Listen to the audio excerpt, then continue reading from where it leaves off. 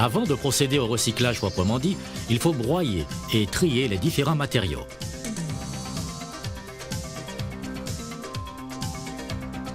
Les fenêtres, portes et volets roulants sont déversés sur un convoyeur incliné sans qu'il soit nécessaire de dissocier les divers éléments qui les composent. Des rouleaux viennent compacter ces éléments pendant leur descente et les amènent vers une installation de broyage. La phase de broyage a pour but de réduire les éléments à une dimension qui permettra de poursuivre leur traitement. Des broyeurs à marteau sont là pour fragmenter les matériaux qui glissent sur des grilles jusqu'à ce qu'ils atteignent une taille qui leur permette de passer au travers de cribles de différents calibres.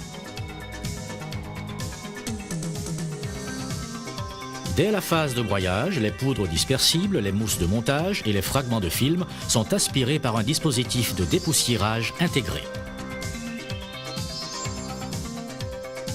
Ce mélange de PVC, caoutchouc, bois, verre et métaux ainsi broyés est alors acheminé grâce à des tapis roulants vers l'étape de séparation des différentes matières.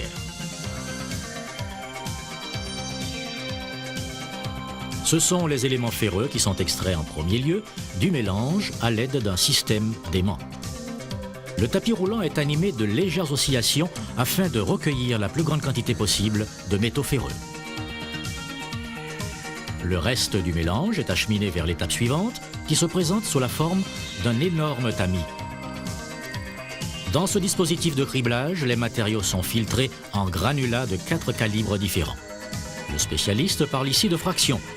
Le granulat, ayant un calibre compris entre 4 et 15 mm, fera l'objet d'un nouveau tri et sera broyé à nouveau pour atteindre le calibrage voulu, tandis que les éléments inférieurs à 4 mm sont directement stockés dans des containers. Le mélange ayant un calibre de 4 à 15 mm est ensuite introduit dans un extracteur de métaux particulièrement innovant et élaboré qui intercepte simultanément 3 sortes de matériaux. Grâce à l'utilisation de courbes de vol spécialement mises au point pour ces matériaux, le dispositif projette le mélange dans des cuves destinées à recevoir les métaux non ferreux, le mélange PVC verre caoutchouc et les particules de fer non interceptées auparavant. Ensuite, un système de soufflerie et des tables de sélection pneumatique séparent les éléments en les sélectionnant par leur poids. Le mélange PVC verre bois caoutchouc est conduit vers des grilles inclinées vibrantes sous lesquelles est générée une circulation d'air très finement dosée. Ce procédé a pour effet de permettre aux particules légères que sont le PVC, le caoutchouc et les fragments de bois de glisser doucement vers un matelas d'air isolant où ils sont récupérés.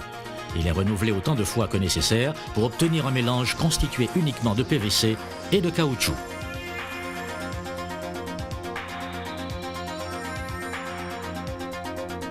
Le verre, resté sur les grilles, est dirigé vers le haut grâce au système vibratoire et là, il est recueilli à l'état de matière première. La séparation du caoutchouc du PVC est la dernière étape du processus de tri. On utilise pour ce faire un séparateur de particules lourdes. Le procédé est comparable à celui des tables de sélection pneumatiques. Le poids spécifique des matériaux permet leur séparation. La dernière phase de traitement consiste à séparer le PVC blanc du PVC teinté à l'aide d'un dispositif de tri des couleurs.